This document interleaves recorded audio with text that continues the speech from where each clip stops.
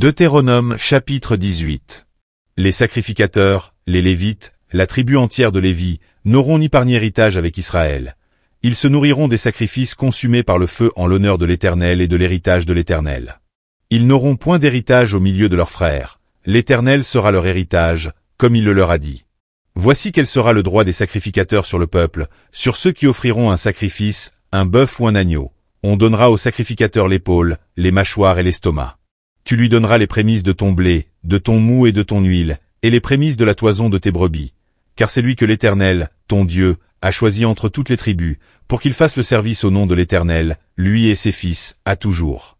Lorsque le Lévite quittera l'une de tes portes, le lieu quelconque où il demeure en Israël, pour se rendre, selon la plénitude de son désir, au lieu que choisira l'Éternel, et qu'il fera le service au nom de l'Éternel, ton Dieu, comme tous ses frères les Lévites qui se tiennent là devant l'Éternel, il recevra pour sa nourriture une portion égale à la leur, et jouira, en outre, des revenus de la vente de son patrimoine. Lorsque tu seras entré dans le pays que l'Éternel, ton Dieu, te donne, tu n'apprendras point à imiter les abominations de ces nations-là.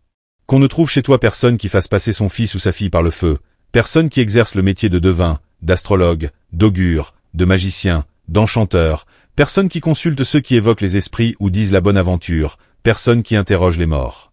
Car quiconque fait ces choses est en abomination à l'Éternel, et c'est à cause de ces abominations que l'Éternel, ton Dieu, va chasser ces nations devant toi. Tu seras entièrement à l'Éternel, ton Dieu. Car ces nations que tu chasseras écoutent les astrologues et les devins. Mais à toi, l'Éternel, ton Dieu, ne le permet pas. L'Éternel, ton Dieu, te suscitera du milieu de toi, d'entre tes frères, un prophète comme moi, vous l'écouterez.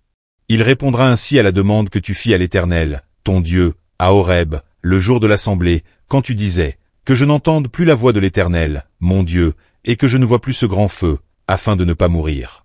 L'Éternel me dit, ce qu'ils ont dit est bien. Je leur susciterai du milieu de leurs frères un prophète comme toi, je mettrai mes paroles dans sa bouche, et il leur dira tout ce que je lui commanderai. Et si quelqu'un n'écoute pas mes paroles qu'il dira en mon nom, c'est moi qui lui en demanderai compte.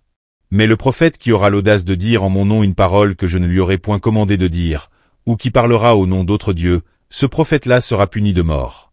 Peut-être diras-tu dans ton cœur, comment connaîtrons-nous la parole que l'Éternel n'aura point dite?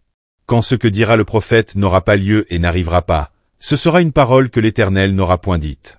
C'est par audace que le prophète l'aura dite. N'aie pas peur de lui.